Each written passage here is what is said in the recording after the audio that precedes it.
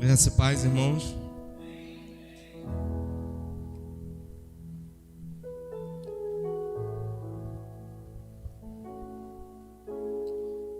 Eu queria compartilhar com vocês hoje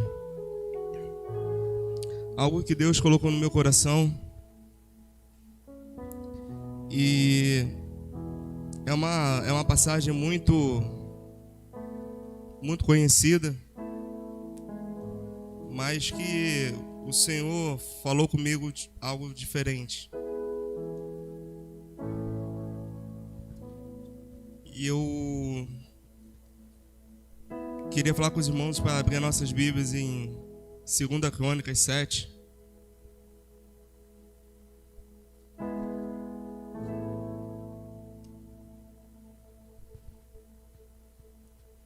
Segunda Crônicas 7, versículo 14. Irmãos, a gente vive hoje um mundo, uma época de muita correria, né? E a gente chega em casa, a gente liga a televisão, ou a gente está no rádio, no carro ouvindo as notícias, ou a gente está com o nosso celular, com fone de ouvido, e o que a gente assiste, o que a gente ouve, o que tem acontecido aí no mundo, guerra, né? Fome, a gente tem visto a miséria, a maldade reinar sobre a vida, sobre o mundo. A gente vê mães abandonando seus filhos, né? A gente vê várias atrocidades, várias maldades. E muitas das vezes o ser humano, ele pergunta, mas isso tudo aí, Deus existe? Por que tantas guerras? Por que tantas aflições? Por que tanta fome? Deus existe? E eu queria te dizer que Gênesis 1 diz que Ele existe, porque Ele criou o mundo. E outros que muitas das vezes perguntam, mas se Ele existe, por que essas guerras? Por que a fome? Por que essas atribulações? Por que essa rivalidade entre gênero, religião? Se Deus existe, aonde está Ele? E a Bíblia também responde essas perguntas.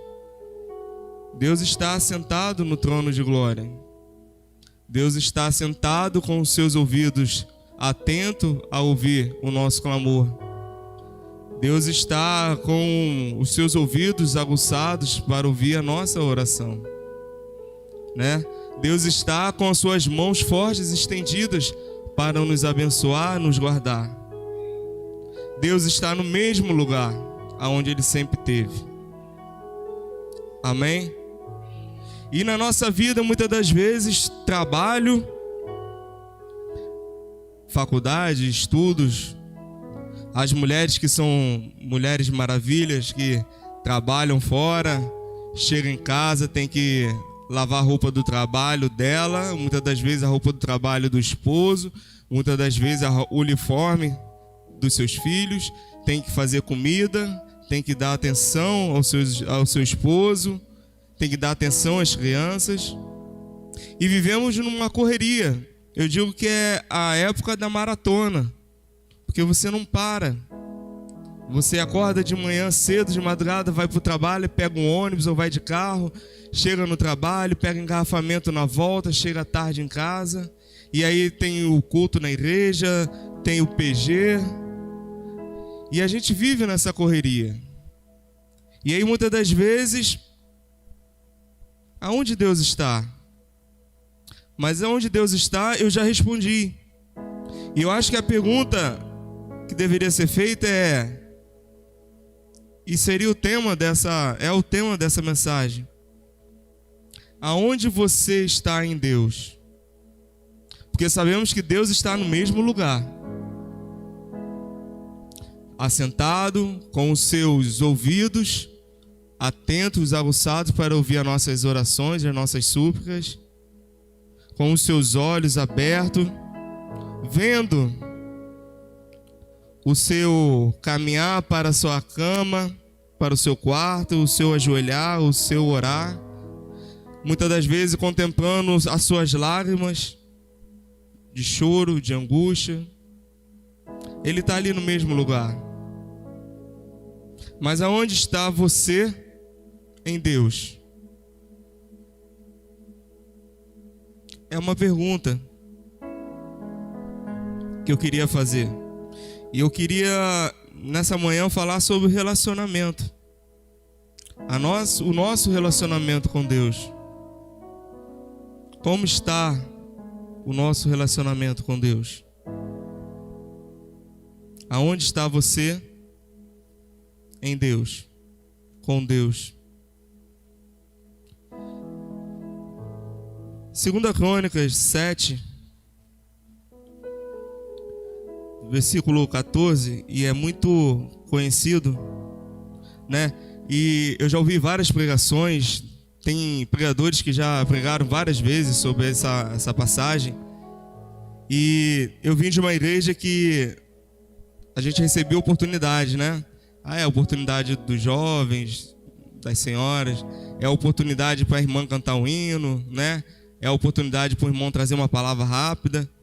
E sempre nessas oportunidades, quase sempre, as pessoas falam de 2 Crônicas 7, 14, que diz assim: e que se o meu povo, que se chama pelo meu nome, invocar, humilhar e orar e buscar a minha face e se converter dos seus maus caminhos, então ouvirei dos céus, perdoarei os seus pecados e sararei a sua terra. É um versículo muito conhecido. E aqui é Deus falando. Mas Deus não está só falando, Deus está respondendo. E se Deus está respondendo, houve alguém que fez uma pergunta, correto? Alguém que está esperando uma resposta de Deus. Então, para a gente entender um pouco essa passagem, esse versículo 14, a gente vai voltar um pouquinho, ou um pocão, de 2 Crônicas.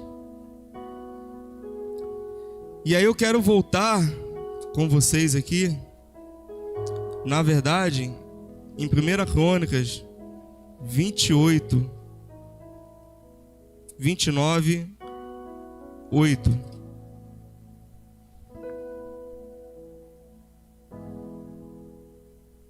Que diz sobre a morte de Davi.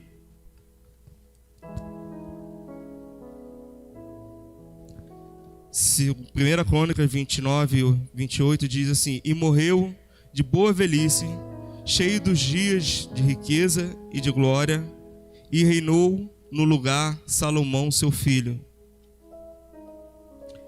E aqui começa toda essa história que vai terminar ali em 2 Crônicas 7, 14. A morte de Salomão. A morte de Davi, perdão. E Davi, ele era reconhecido, muitos estudiosos, eles veem como Davi como antecessor de Jesus, né? É uma ligação messiânica entre Jesus e Davi. Tanto que o cego, quando ele clama, ele fala: Jesus, filho de Davi, tenha compaixão de mim. Em Mateus 1, quando fala da árvore genealógica, e a primeira coisa que fala é Jesus Cristo, filho de Davi. Primeiro versículo do Novo Testamento. E também em Apocalipse 22, 16, também diz: e Jesus enviando dos seus anjos para testificar estas coisas à igreja. Eu sou a raiz, eu sou a geração de Davi. Então, se a gente for analisar, é uma mensagem messiânica, é uma mensagem que fala sobre a vinda de Jesus. E aí no primeiro capítulo de 2 Crônicas, a gente vê que o primeiro capítulo diz sobre Davi sendo ungido. E no segundo capítulo diz sobre os preparativos da construção do templo. E aí eu não vou entrar. No terceiro capítulo diz que é iniciada a construção do templo. E no 4º versículo diz que assim como iniciou, começa os mobiliários do templo. Começa a ser colocado, começa a ser construído o altar de bronze. E no capítulo 5 diz que termina a construção do templo. E é colocado a Arca da Aliança no templo.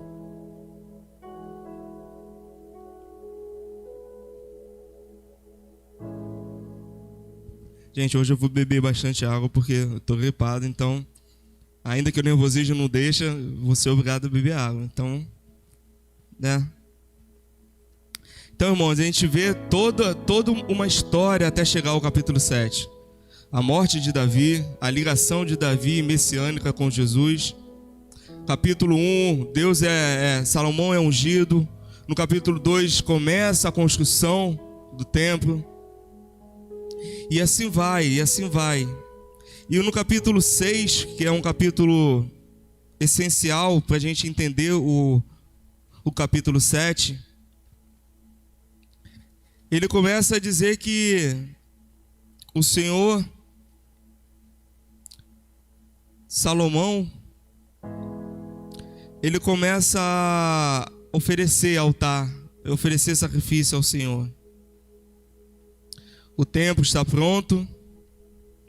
E no capítulo diz assim, então disse Salomão ao Senhor, que habita na densa escuridão: eu, pois edifiquei a tua casa para a morada, uma habitação em que os mores eternamente. E voltando o rei o seu rosto, abençoou toda a congregação de Israel. E toda a congregação de Israel estava de pé. E ele disse ainda: bendito seja o Senhor, Deus de Israel, o qual, com a sua mão, cumpriu o que falou a sua boca ao meu pai Davi. E desde o dia que tirei o meu povo da terra do Egito, numa cidade escolhida dentre todas as tribos de Israel, para edificar a casa que tinha o teu nome. E é interessante que o altar é o nome do Senhor. A gente vê várias referências de o templo de Salomão. O templo de Salomão, a casa de Salomão. Não é a casa de Salomão. Salomão foi ungido rei, construiu, santificou, ofereceu sacrifício, mas o templo, a casa é do Senhor. Amém? Esse templo aqui não pertence somente ao Sei, pertence ao povo do Senhor, pertence a Deus.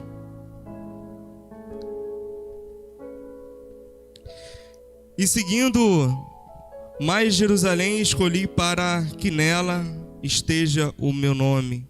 E Davi escolhi para que fosse sobre o seu povo. Se a gente for analisar antes, 500 anos se passou e Deus não escolheu um lugar para edificar o altar. Passou 500 anos e Deus não escolheu um governante. E aí Deus, através de Davi, ele unge Davi rei, usa Davi e escolhe o lugar para ser construído o altar, o templo do Senhor. Mas o Senhor também disse que Davi não iria construir. Quem iria construir seria a sua descendência, seria o próximo rei seria Salomão. E Salomão fez tudo conforme o Senhor, né? No primeiro capítulo diz que Salomão pediu sabedoria ao Senhor para conduzir o seu povo, para conduzir o povo à vontade do Senhor, para conduzir o povo à presença do Senhor.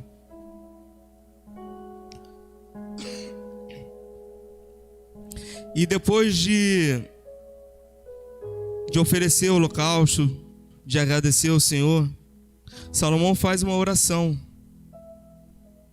Vendo todo o histórico do seu povo, um histórico pecaminoso, um histórico de idolatria, um histórico de não buscar a presença do Senhor, esses 500 anos, praticamente Deus se fez ausente da terra. E Salomão, vendo isso, ele pede com sabedoria, ele faz uma oração. E no versículo 12 ele diz que: e ficou de pé Salomão diante do altar do Senhor, na presença de todos da congregação de Israel, e estendeu as suas mãos. Porque Salomão havia feito um púlpito de bronze, de 5 côncavos, e eu vou pular essa parte. E tinha posto no meio do átrio, e ficou em pé sobre ele, e dobrou seus joelhos diante de toda a congregação de Israel, estendendo as suas mãos sobre os céus. E aqui, irmãos, eu aprendo uma coisa. Salomão, rei, ele se prostra de joelho ao Senhor. Ele se prostra de joelho perante ao Senhor, diante de todo o povo, de toda a congregação. E ele ergue as suas mãos e pede ao Senhor. E aqui a gente aprende uma questão de humildade, de reconhecer a soberania de Deus na nossa vida. Muitas das vezes falta isso na nossa vida, de reconhecer que tudo está na mão do Senhor. Que tudo está na mão do Senhor. Que o Senhor tem nos guardado, que o Senhor tem nos protegido, que o Senhor tem nos livrado de todo mal. E cabe a nós reconhecer isso. E Salomão, ele se dispôs de toda a glória de ser um rei, de toda a postura de ser um rei, de todo o exército, de tudo. Ele simplesmente se humilhou, ajoelhou, estendeu as suas mãos para o céu e agradeceu ao Senhor, dizendo: ó Senhor, Deus de Israel, não há Deus semelhante a ti, nem no céu e nem na terra, que guarda o pacto de misericórdia com os teus servos que caminham diante de ti para todo o seu coração. Que o teu servo Davi, meu pai, guardaste o que lhe disseste, pois tu disseste da tua boca, que com as tuas mãos cumprisse como neste dia te vê.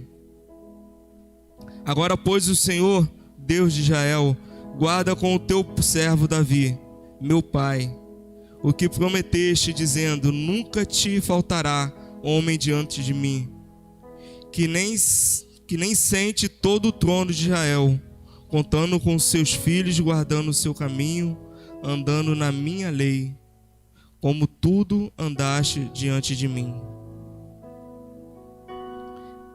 E aqui é a oração de Davi. Davi faz essa oração de quebrantamento, pedindo, reconhecendo a aliança que o Senhor fez a Davi, seu pai, e pedindo que essa aliança continuasse com ele, com Salomão e com o seu povo de Israel.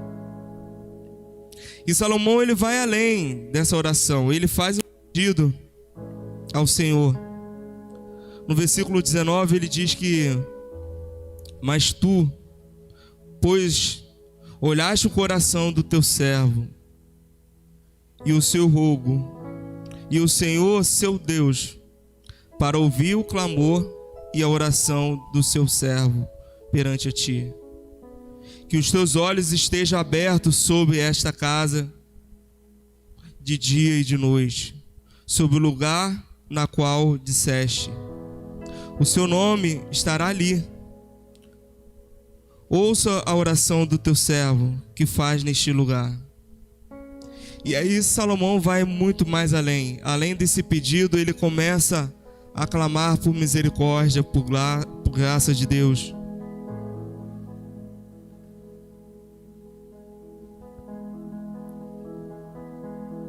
E no versículo 22 ele diz que se alguém pecar contra o seu próximo, e se alguém impusesse juramento, fazei-a jurar, e o juramento vier diante do teu altar nesta casa.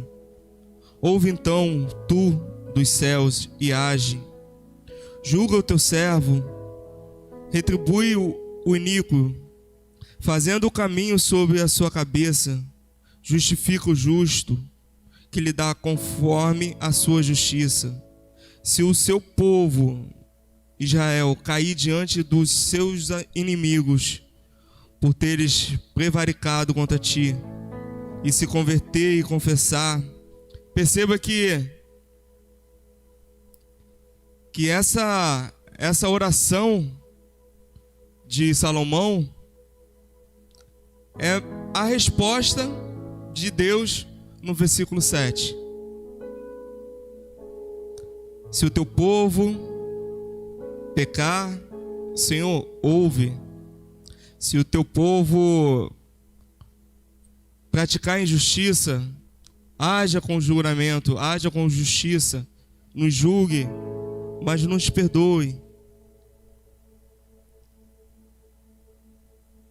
E se o céu se fechar, de maneira que não haja chuva, por terem pecado contra ti, e orares a ti neste lugar, confessares o teu nome, e converter dos seus pecados, quando tu os ofendiste, então tu ouvirás dos céus, perdoarás o teu pecado dos teus servos, do teu povo de Israel, e lhe ensinarás o bom caminho, para que andes nele, e darás chuva sobre a terra, no qual deste por herança ao povo de Israel. Então, irmãos, se você for analisar essa oração que o profeta Salomão, o rei Salomão fez, ele sabia do histórico do povo, e ele, antevendo todo o histórico, ele começa a clamar, a orar ao Senhor. E se você for analisar, ele não tinha por que orar dessa forma, porque ele foi ungido rei, ele foi consagrado, ele fez tudo que o Senhor ordenou, construiu o templo, mobiliou, trouxe de volta a arca, viu a nuvem do Senhor encher o templo, e aí mesmo assim ele pede por misericórdia para Israel. Ele pede que, Senhor, se porventura o nosso povo pecar, perdoa. Senhor, se porventura praticarmos algo que não convém, que não agrada a Ti, nos perdoa. Mas, Senhor, se andar por os caminhos maus, por caminhos tortos, nos endireita. Salomão, quando ele pede sabedoria ao Senhor e o Senhor dá, essa é uma atitude de sabedoria. Ele poderia nessa hora fazer uma festa, porque o templo fez todos os sacrifícios, o Senhor recebeu o sacrifício, o Senhor se fez presente naquele templo, e ele poderia estar festejando com o povo, né? Como o rei Davi dançou, como Miriam dançou, ele poderia estar fazendo uma festa, um banquete. Mas ele, no alto da sua sabedoria, ele ora, pede ao Senhor, se humilha, pedindo ao Senhor: Senhor, agora que a tua presença é real, que nunca mais a tua presença se afaste desse povo. como aconteceu no passado. Que nunca mais a tua glória se afaste do nosso povo. Que nunca mais passe anos e anos sem a presença do Senhor. E isso a gente aprende, se a gente for analisar o quão de humildade Salomão teve para pedir isso ao Senhor. Interessante que aqui Salomão, em momento nenhum, ele coloca o eu. Senhor, se eu pecar, Senhor, se eu andar por caminhos tortos, Senhor, se eu falar algo que não te agrada, Senhor, se eu, não.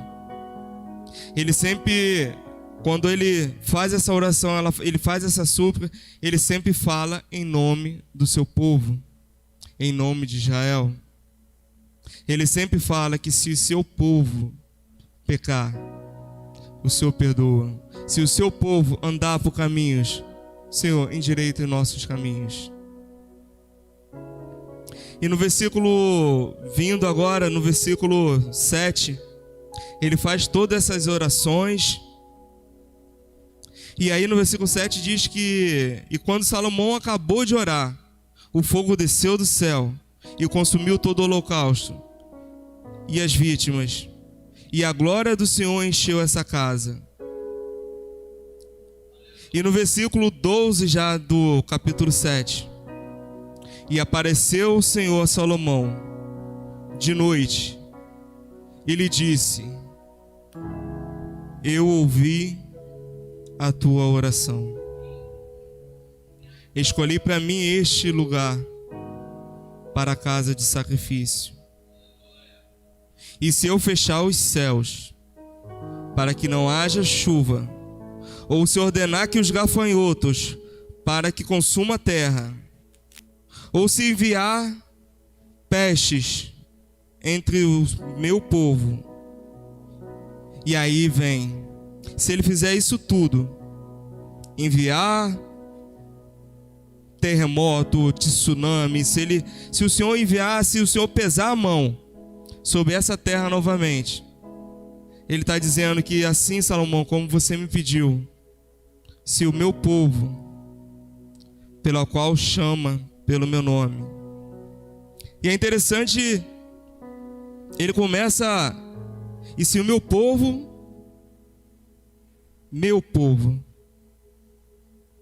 sobre o qual o meu nome, a tradução aqui na minha Bíblia é diferente, é invocado. É interessante porque esse dia eu estava com um amigo e eu chamei ele para me ajudar a fazer uma planta lá em Tanguá. E ele é instrutor de ajuda o pessoal a tirar carteira de habilitação.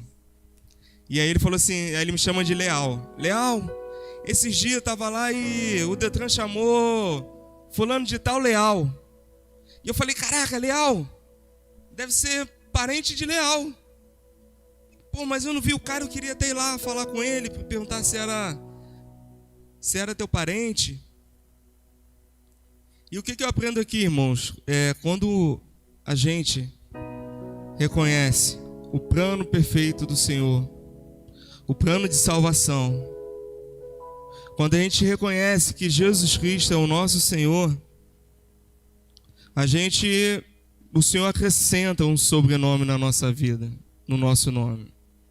Eu não sou mais Leal, eu sou agora conhecido como o Alexandre, ou o Leal cristão, o Alexandre evangélico.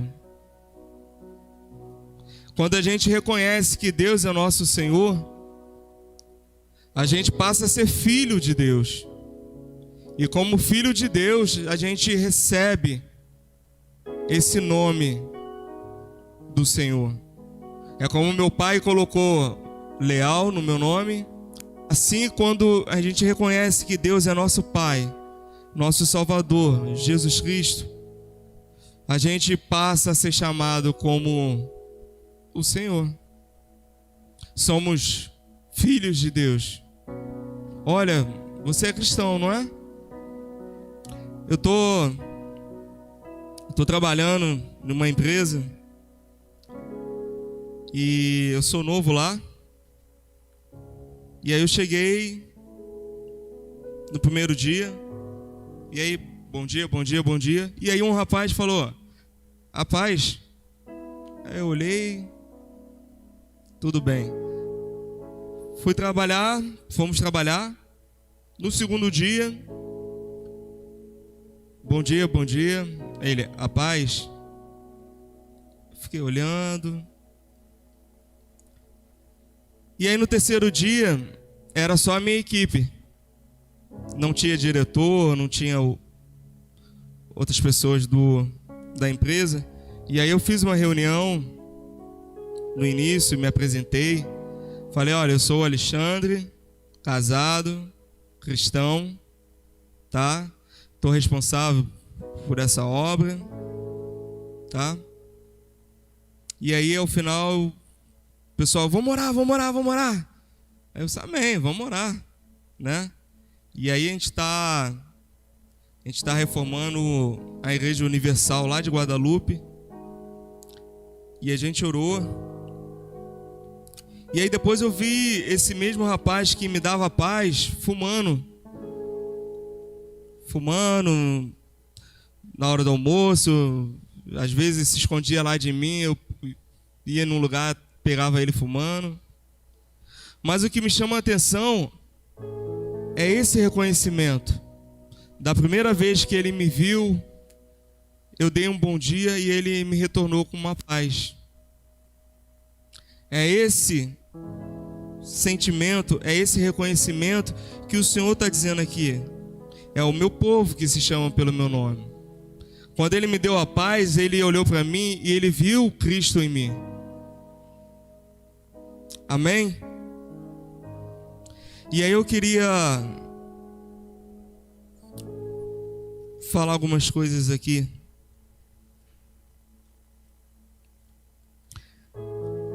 Se a gente for analisar, o Senhor está dando um passo a passo, né? Uma receita de bolo para a gente. Ele está dizendo que, ei, se o meu povo, o povo é meu, que se chama pelo meu nome, e aí ele vem se humilhar e orar e buscar a minha face e se converter dos meus maus caminhos. Aqui ele está dizendo, ele está dando 4 passos, 4 receitas de bolo, para que nós, cristãos, não perdemos esse relacionamento com Deus. Lembra que eu falei que eu queria falar sobre relacionamento? E quando a gente começa a ler aqui, humilhar é a primeira. E aí a gente acha que ninguém gosta de ser humilhado, não é isso? Ninguém gosta de ser maltratado. Mas esse ser humilhado e esse ser maltratado é totalmente diferente de humilhar perante o Senhor, de se humilhar perante o Senhor. Porque quando você se humilha diante de Deus, aquele que te humilha, ele é envergonhado. Aquele que te trata mal será envergonhado.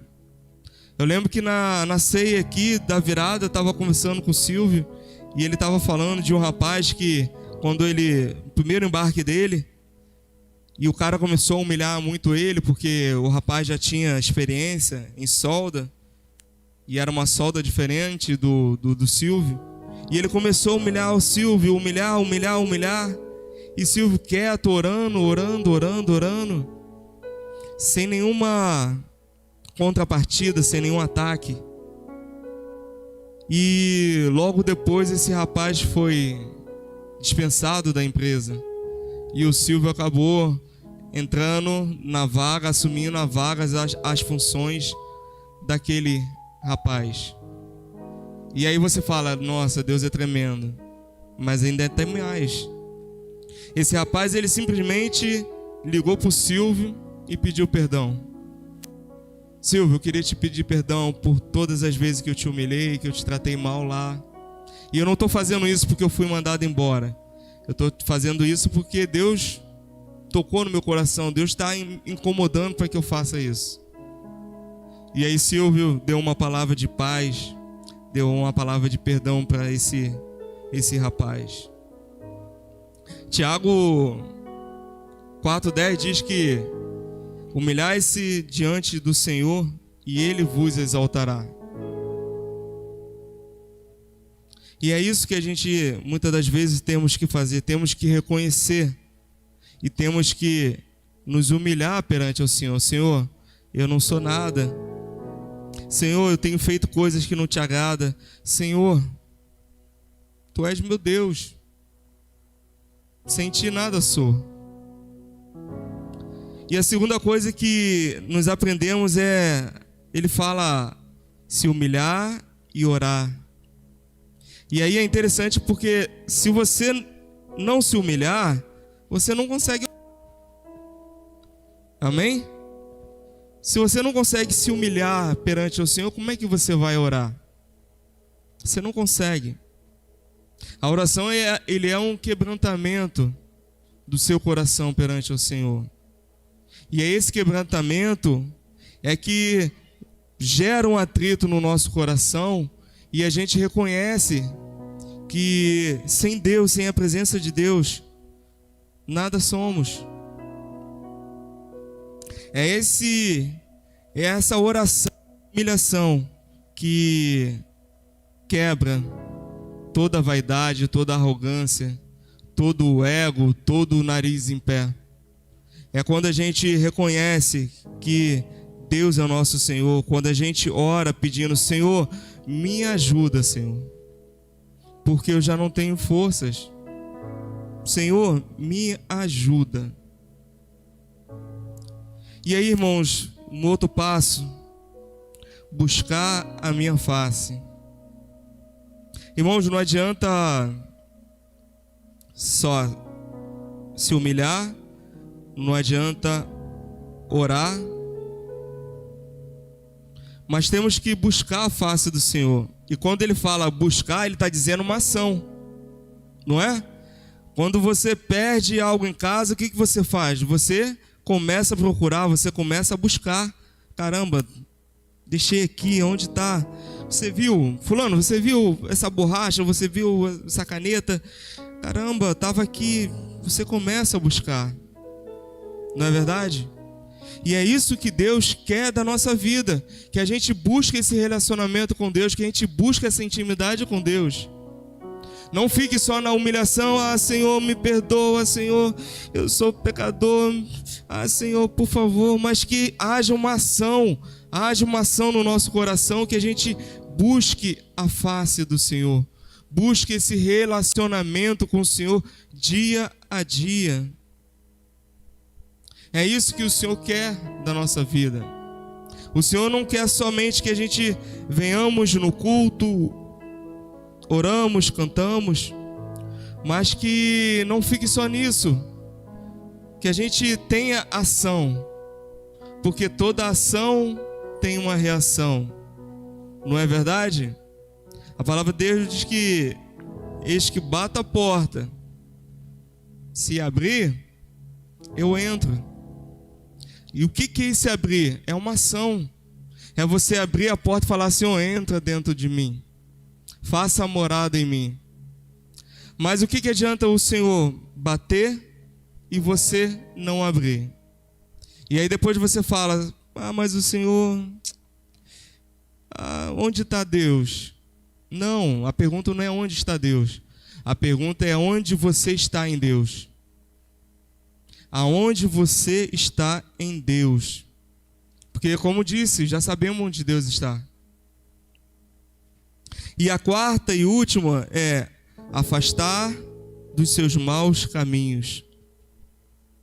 E aqui o Senhor está dando para mim e para você que quando a gente se humilha, a gente ora, a gente busca, o Espírito Santo ele nos ajuda a discernir o que é certo e o que é errado, aonde devemos seguir ou aonde devemos parar e retornar.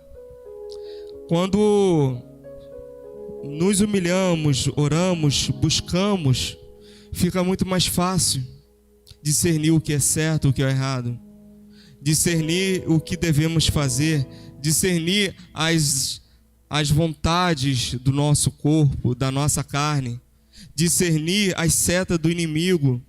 A gente estava conversando, eu acho que foi com o pastor, que muitas das vezes as pessoas que se afastam do caminho do Senhor, se você perguntar a ela qual foi o momento certo que ela se afastou do caminho do Senhor, e ela não sabe dizer. Foi naquele dia, foi no domingo, foi na segunda-feira. Não, ela não consegue.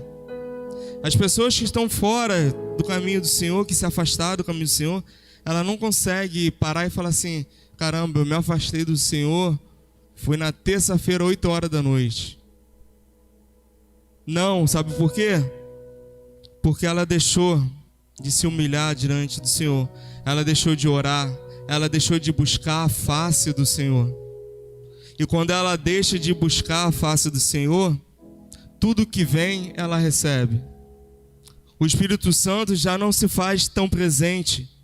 O Espírito Santo já não ajuda mais a discernir o que é certo e o que é errado.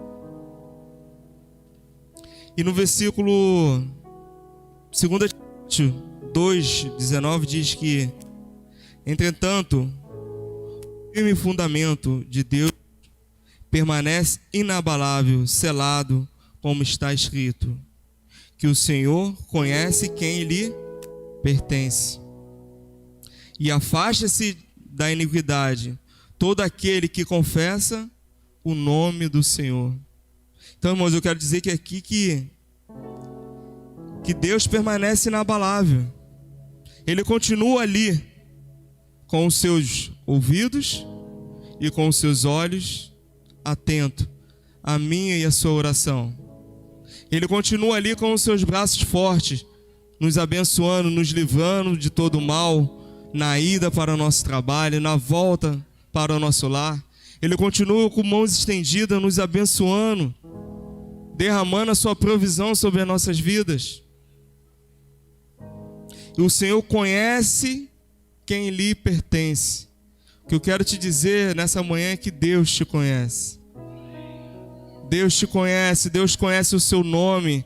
E além dele conhecer o seu nome, além de ele te chamar pelo seu nome, ele te deu um sobrenome. Porque agora você é filho de Deus. E aí, irmãos, depois disso tudo, depois de se humilhar, orar, buscar, depois que fazemos a nossa parte, depois que nos rendemos ao Senhor, e aí vem sim, no segundo trecho, dizendo que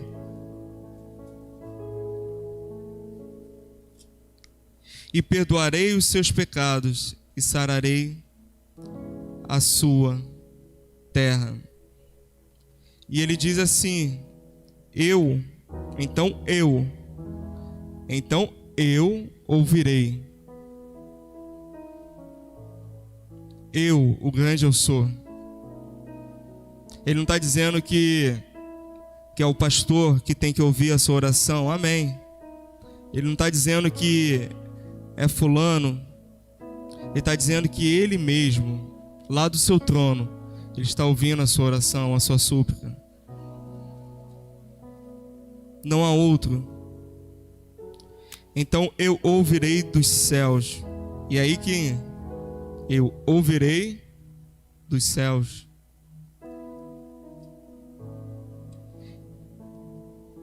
O que eu quero te dizer, irmãos, que Isaías 41, 4, 5 diz que quem operou e fez isto, chamado das gerações desde o princípio, eu, o Senhor, o primeiro, e com os últimos eu mesmo.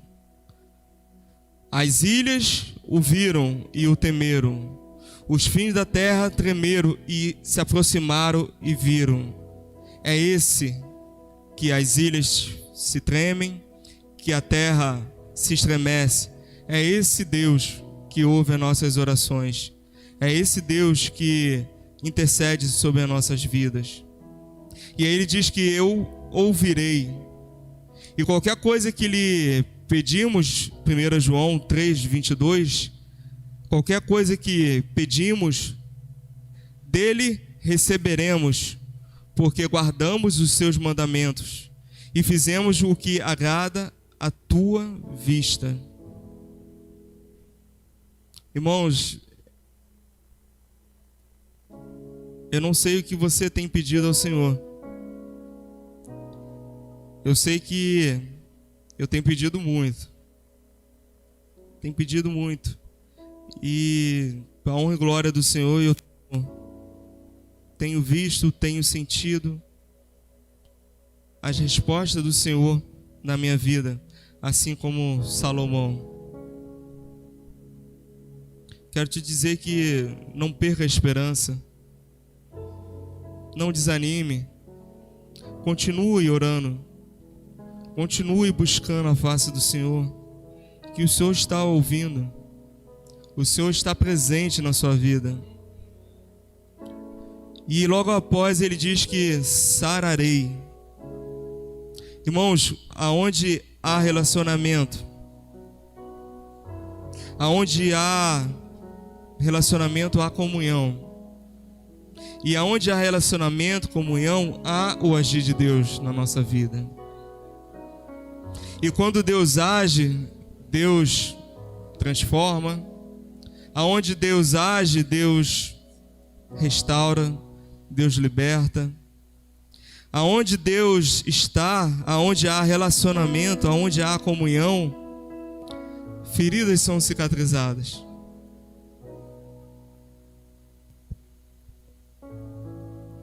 Que nessa manhã o Senhor venha entrar no seu coração e colocar um desejo de cada vez mais buscarmos a face do Senhor, de cada vez mais termos intimidade com Deus, de cada vez mais buscar a face do Senhor. E no versículo, finalizando aqui, no versículo 15 e 16, diz que agora estão abertos os meus olhos e atentos os meus ouvidos à oração que fizeste nesse lugar.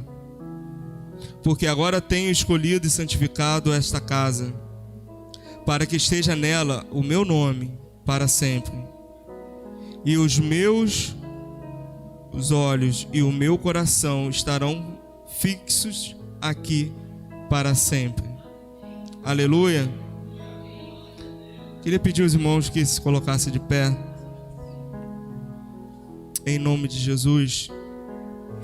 Muito além que o Senhor está falando aqui, que agora estão abertos os meus olhos, atentos os meus ouvidos, a oração que fizeste a este lugar.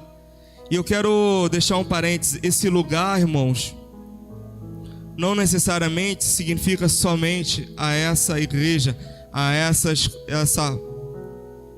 edificação, 4 paredes. Mas quando ele diz que os meus olhos e os meus ouvidos estão atentos à oração neste lugar, ele está também querendo dizer que os olhos deles e o ouvido deles está atento à oração a sua oração. Porque somos morada, somos templo do Espírito Santo. E como somos templo do Espírito Santo, Ele está nos ouvindo, Ele está nos atendendo. Porque agora tem escolhido e santificado essa casa. O Senhor tem te escolhido, o Senhor tem santificado a tua vida, para que através da sua vida, pessoas venham se render ao Senhor. Através da sua vida, almas possam conhecer o plano perfeito do Senhor, que é nos salvar. E como eu disse, o sararei ele vem o último. Porque, irmãos, Deus cura, lógico que cura. Mas o plano perfeito de Deus é nos dar a salvação. E a salvação pela intimidade com Deus vem como buscar a face do Senhor. E quando buscamos, como oramos, o Senhor nos trata, nos liberta e nos sara. E é isso que o Senhor quer e que o Senhor está fazendo no meio de nós. Ele está nos conduzindo a uma intimidade. Então, irmãos, que você saia dessa manhã refletindo aonde você está em Deus, aonde Deus gostaria que você estivesse. Qual é a sua intimidade com Deus? Qual é o relacionamento que você está tendo com Deus? Qual é o grau de comunhão que você está tendo com o Senhor? O Senhor nessa manhã Ele está querendo ter comunhão contigo. Ele está querendo ter intimidade contigo. Muitas das vezes falamos assim: o Senhor não fala. Senhor, usa o pastor para falar comigo. Senhor, eu vou lá naquela igreja porque lá Deus fala. Ah, fulano, ora por mim. Amém, irmãos. Mas melhor do que pedir alguém para orar por você é você dobrar o seu próprio joelho, assim como Salomão fez diante do povo de Israel, diante do altar, dobrar o seu joelho, erguer suas mãos e pedir ao Senhor. Melhor do que ouvir o Senhor usar o pastor ou alguém para falar contigo, melhor do que ouvir isso é você ter a sensibilidade de ouvir Deus falar diretamente com você. Mas é isso que Deus quer. Deus usa o profeta, Deus usa, mas Ele quer ter intimidade contigo. Ah, mas lá Deus fala lá, Deus fala aqui, Deus fala ali, Deus fala com você. Ele quer falar com você. Agora é muito fácil terceirizar. É muito fácil não orar, não pedir e terceirizar isso para o pastor. Eu não sei porque eu estou falando isso. Eu nem deveria estar falando isso aqui, mas o Senhor está mandando falar. Irmão, não espere dos outros. Faça a sua parte. Se humilha, busca, ora, se endireita dos seus maus caminhos, que tenho certeza que o Senhor, Ele ouvirá, Ele sarará e Ele estará contigo em todos os momentos, seja bons, seja ruins. É isso que Deus quer para mim e para a sua vida, uma vida de comunhão, de intimidade com Deus. Eu agradeço a oportunidade, pastor.